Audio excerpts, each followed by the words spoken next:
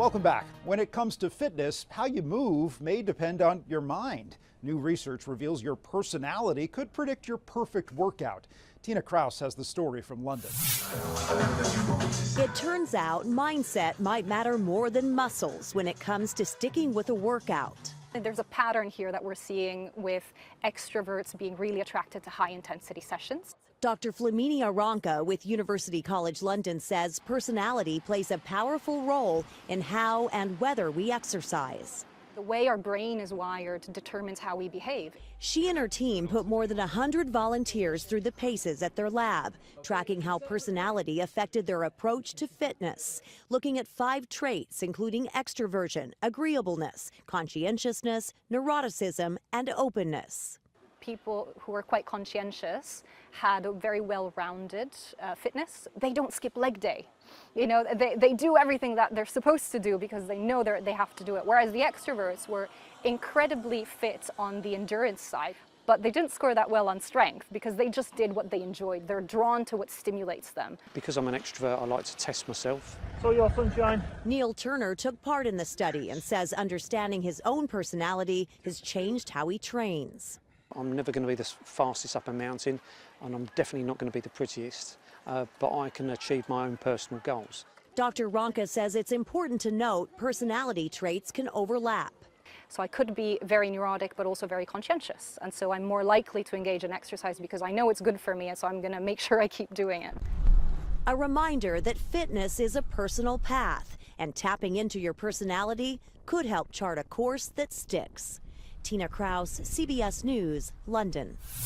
There's been a huge uptick in ticks. According to the CDC, emergency room visits for tick bites are at the highest level since 2019. It's been a really hot year for ticks. We're seeing numbers that are generally about 30 to 40% higher than we saw last year, for example. Dr. Tom Daniels is leading students from Fordham University through the woods north of New York City to track and sample different ticks. A big part of our issue with Lyme disease and these pathogens is the fact that we have moved into tick habitat. The wildlife is here, the ticks are here, and now we're here, and that raises our risk. If you do find a tick, try to remove it with tweezers and put it in a jar, and see a doctor if symptoms develop. Only about 3 or 4% of ticks carry Lyme. And so again, I don't think people should think that every time there's a tick bite, you're going to get sick. It's only a small minority of tick bites that get people sick from one of these diseases.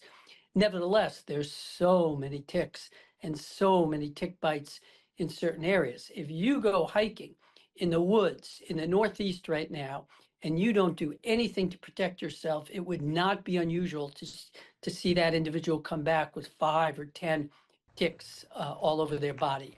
The CDC estimates nearly 500,000 people are diagnosed and treated for Lyme disease each year in the U.S. 2 years ago, an off-duty Alaska Airlines pilot tried to turn off the engines of a plane mid-flight after he was feeling the effects of magic mushrooms. The case has reignited a conversation about pilots and their mental health. Chris Van Cleve spoke with that pilot, Joseph Emerson, who is set to be arraigned on a series of federal charges next month. Were you trying to crash that plane? No, I had no intention of crashing an actual airplane. I wanted to wake up. I was convinced I wasn't going home to my wife and kids. Making no excuses, former airline captain Joe Emerson takes us back to October 2023 and the night that changed his life. He says he'd been grieving the loss of his best friend and had turned first to alcohol. I wish that I was self-aware to see how my behavior was affecting others and to not let it get to the point where I'm dealing with life by, let's try a psychedelic now. Who does that at 44 years old? Apparently I do. Did you have a sense something wasn't right? No, I had everything under control. Except he didn't. 2 days after trying those magic mushrooms, he boarded a flight off duty as a passenger from Everett, Washington to San Francisco. I am in all-out panic and fear. This isn't real, you're not going home. It was a full flight, 83 other passengers and crew on board, so he was in the cockpit jump seat. You're not going home, you need to wake up. And that's when I acted. and I pulled the handles that were in front of my face. Those handles cut off fuel to the engines in the event of a fire. Did you know what those handles would do? I mean, in the dream, in this dissociative state, I thought they were going to wake me up. It didn't wake me up, right? I was in reality. I know that now. It's the most consequential 3 seconds of my life. The flight crew stopped him. We've got the guy that tried to shut the engines down out of the cockpit. The flight diverted and landed safely in Portland, Oregon. Emerson was arrested, but the incident sparked a growing debate over pilot mental health. Disclosing mental health issues can lead to a pilot being grounded by the FAA, putting their ability to work at risk for an extended period of time, often lasting years. A 2022 study estimated 56% of pilots avoid seeking medical care due to fear of being grounded. I came to an understanding or a misunderstanding that I needed to be perfect on paper. Like I needed to show up and appear perfect, no matter what else was going on for me. The NTSB has since held a first-of-its-kind pilot mental health forum, and the FAA launched a review of its policies. Both called for changes to address barriers to care. The goal really simply is to make our skies safer and make our pilots safer. That's it. Illinois Democrat Sean Casten and Minnesota Republican Pete Stauber are leading an effort in Congress to enact those reforms within 2 years and hire additional medical examiners. Our pilots and air traffic control workers are not going to lose their job when they ask for help. We in this country must recognize that that's strength, and then they ought not to be punished. We're going to help them, process them, and get them back in the cockpits.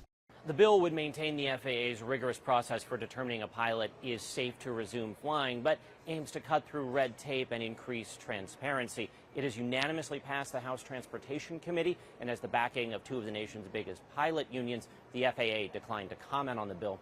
Emerson says he takes responsibility for his actions. He is facing more than 80 state and federal charges. He and his wife have begun a nonprofit, Clear Skies Ahead, aimed at improving pilot health and wellness. Chris Van Cleve, CBS News, Phoenix. After the break, the stings that bring pain relief. And we'll tell you why these people are screaming into Lake Michigan.